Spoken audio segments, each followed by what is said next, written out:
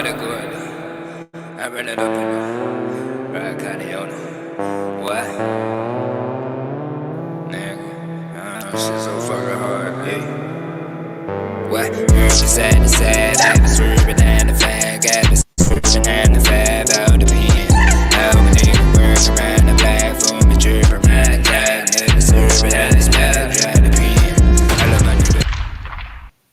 Yo, what's going on, guys? It's your boy Atypical Security Guard. Today we're going to be talking about whether or not we will see a revolver renaissance. The top 5 reasons for their security comeback. Guys, don't shoot the messenger. No pun intended, but it is quite possible that we might see the old wheel gun come back into the security profession. You don't think so? You don't think so? Guys, don't be so sure. I'm going to give you my top 5 reasons why you might see something like this coming to a security post near you.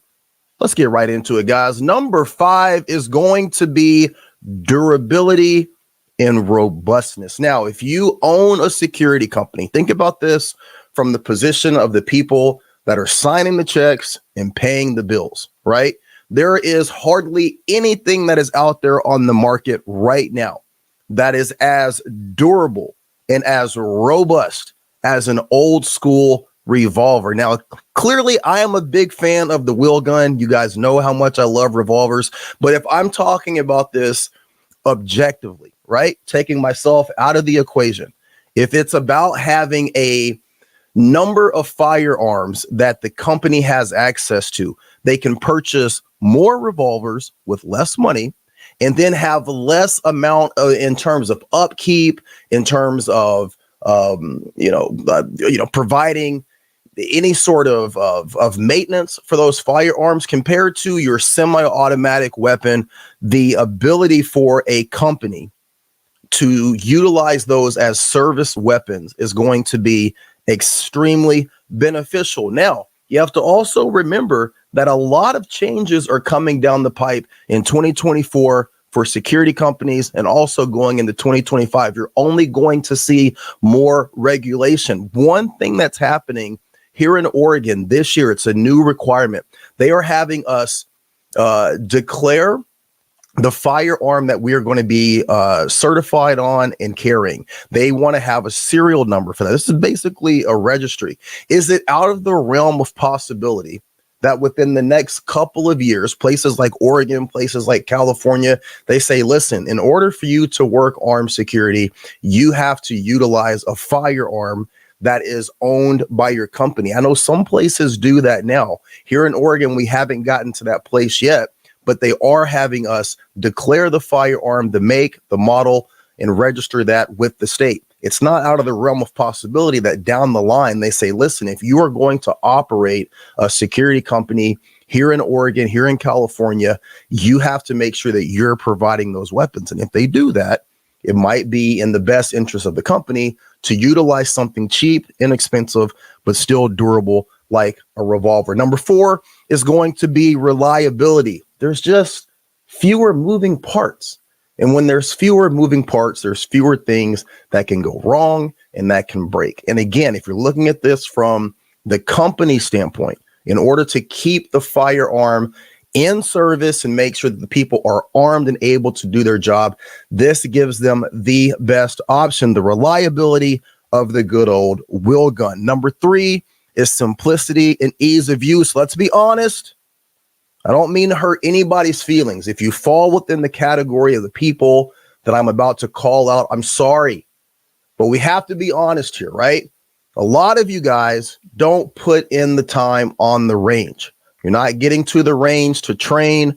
You're not taking classes. You're not taking courses. Hell, I know a lot of armed security guards who forget to make sure to renew their license every year, right?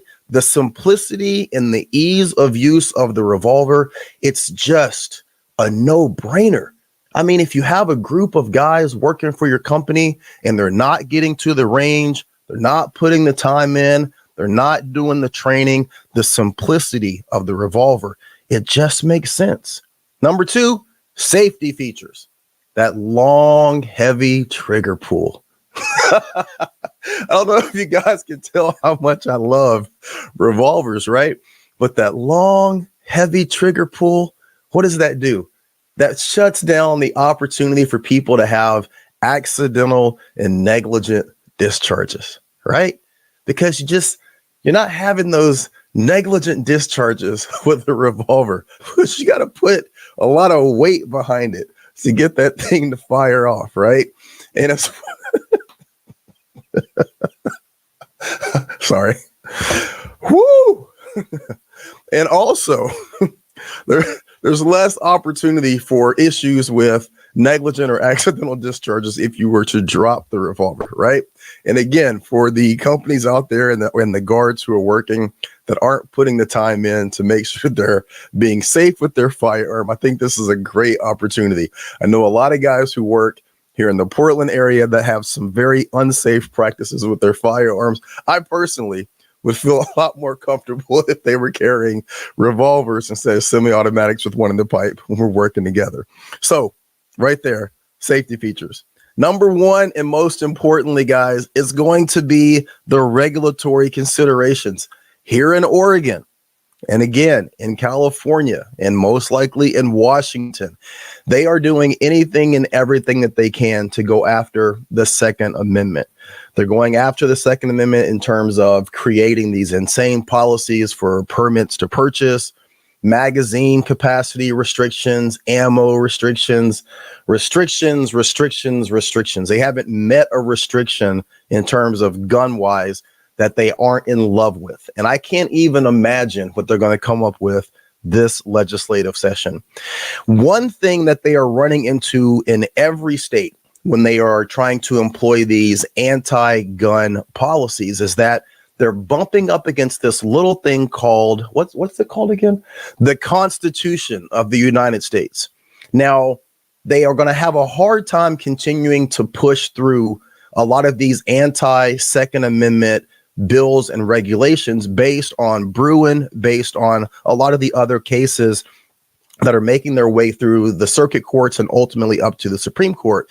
But one way in which your state legislator, your state branches of governments that they can impede gun ownership is through armed security. Because in order for us to work as agents of the state, we have to follow the established rules and regulations that come down. It is not out of the realm of possibility that they could say that you cannot have a firearm that has more than 6 shots. Maybe they say you can't have a firearm that has more than 5 shots. What does that relegate us to? That relegates us back to revolvers. Now, I say all of this today somewhat in jest. I'm kind of joking. I'm kind of trolling a little bit. But at the same time, guys, I think it's very, very important for you guys as armed security guards to get familiar with this platform. It's not out of the realm of possibility. As much as I'm joking and I'm kidding, and on the other hand, as much as I do love the wheel gun, I think that you would be doing yourself a great service by getting involved with revolvers, learning how to use them, learning how to load them, how to shoot them. Shooting a revolver is not as easy as you think at distance. Now, at crackhead distance, a foot, 2 feet, 3 feet away, point and click, right? But in terms of utilizing those firearms for service, for duty, at distance, it takes practice.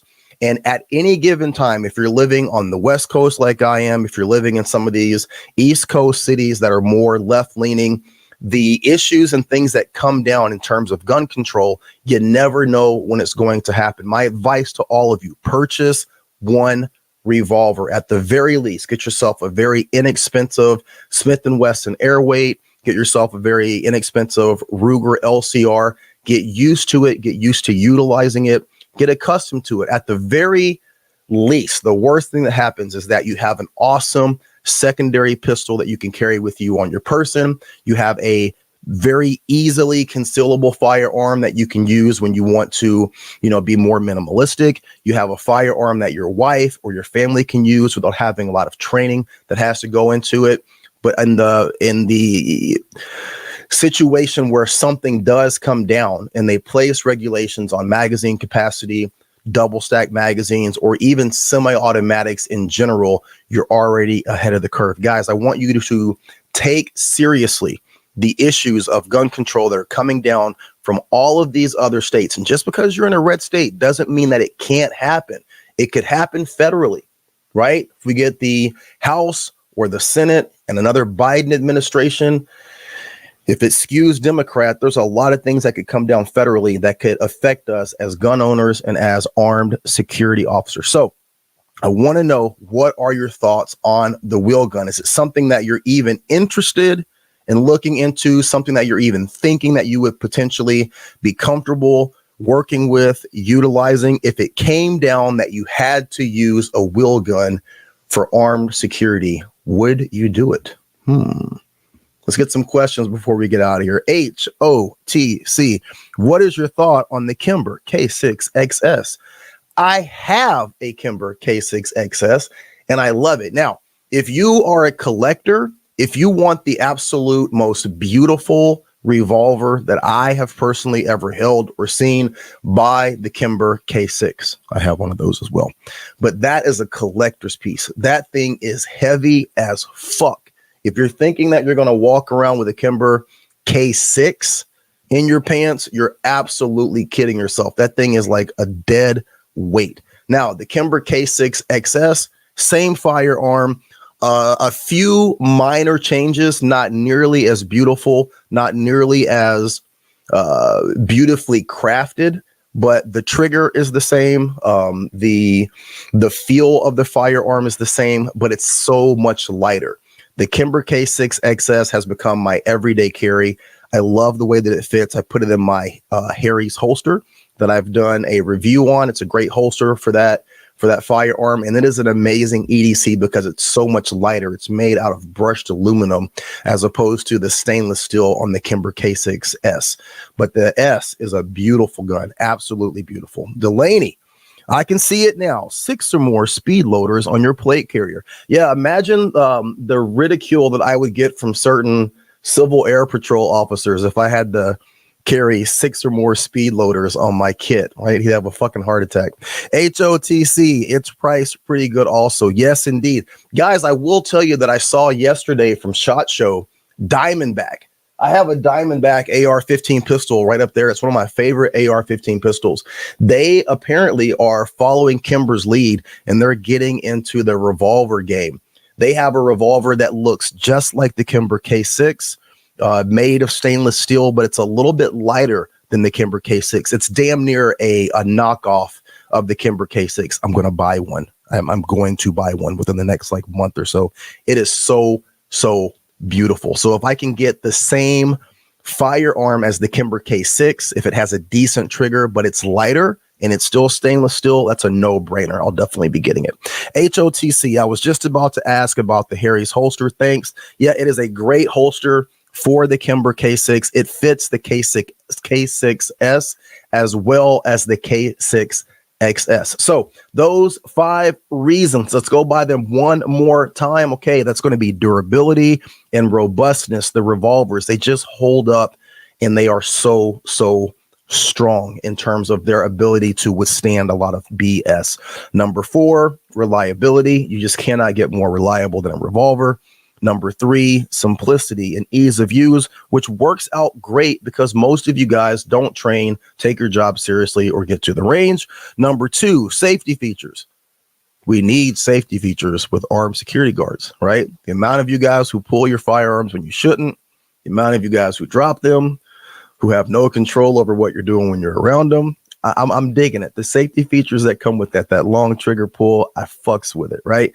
Number 1, regulatory considerations. Guys, at no given time do we know when they're going to come down with something, but we always know that the Democrats, the left-leaning anti-gun lobby, they are always working. There is no doubt in my mind that there is going to be more issues coming down in our state and a state coming to you.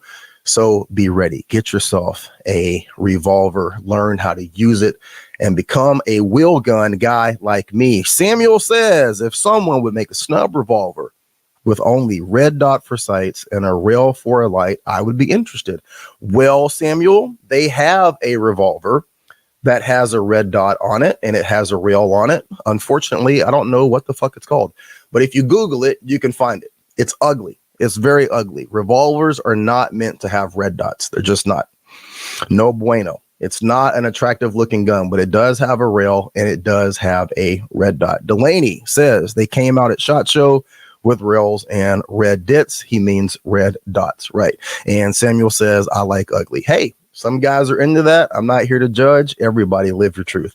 All right, guys, I'm getting ready to go have some dinner. That's my thought for tonight. As always, I appreciate the dialogue. Drop some heat in the comments when this thing goes live, because what you've typed in right now, it won't carry over unless I showed it on the screen.